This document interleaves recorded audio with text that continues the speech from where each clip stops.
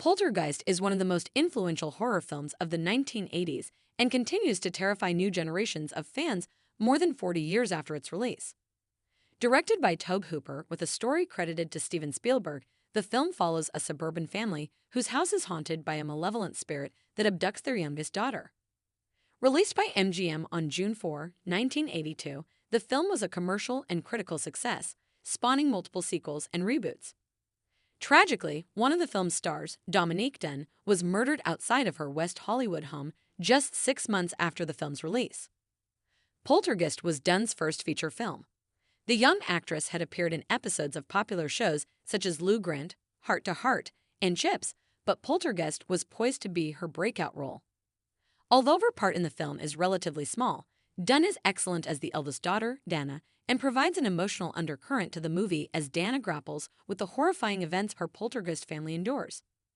Dana frantically screaming, "What's happening?" During the film's climax, as she watches her home be destroyed, is one of the movie's most memorable and most quoted scenes. Even 40 years after her senseless murder, Dunne's legacy continues to impact Hollywood. Her death was the first in a series of tragic incidents associated with the Poltergeist franchise, leading many to label the films as cursed. Additionally, Dunne's story has an unexpected connection to another infamous murder case, the Menendez brothers case, which recently re-entered public discourse due to a popular Netflix miniseries. Dominique Dunne met John Sweeney in 1981 at a party at the glamorous restaurant Ma Maison. Sweeney was the sous chef to Wolfgang Puck at the restaurant and quickly fell for the rising ingenue, who had deep connections to the entertainment industry. Dunne's father, Dominique Dunne, was a producer known for The Boys in the Band and The Panic in Needle Park. Her brother, Griffin, was a well-known actor, and her aunt, author Joan Didion, was a celebrated writer. Dunne and Sweeney fell madly in love and moved into a one-bedroom house together just a few weeks after they began dating. Both were wildly ambitious and had much in common, but their relationship soon became troubled. Sweeney, who had come from a modest background, longed to be part of the glitzy world. He served at the restaurant and saw Dunne as the ideal entryway into that life. However, according to People, his insecurities led to increasing anxiety and possessiveness. Sweeney began to insert himself into Dunne's life, becoming increasingly controlling. He insisted on attending her acting classes and often showed up uninvited to her sets. Eventually, the relationship turned abusive.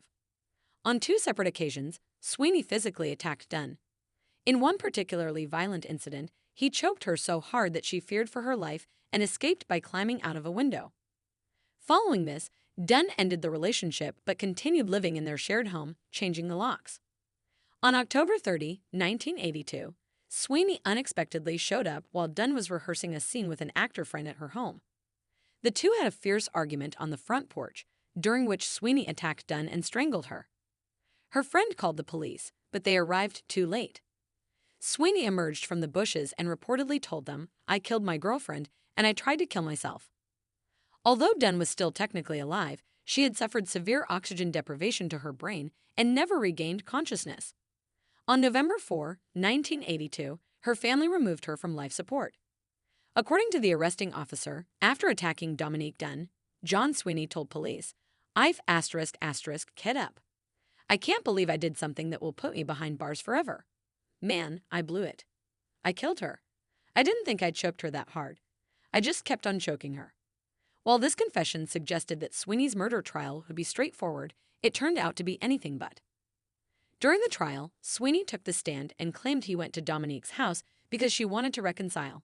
However, according to his testimony, she changed her mind when he arrived, leading to an argument and his subsequent attack. He alleged that he did not remember choking her and only regained consciousness to find himself on top of her with his hands around her neck. He claimed he ran into the house and swallowed 2 bottles of pills in a suicide attempt, though police found no evidence to support this claim. At the trial, one of Sweeney's ex-girlfriends testified that he had physically assaulted her on 10 separate occasions.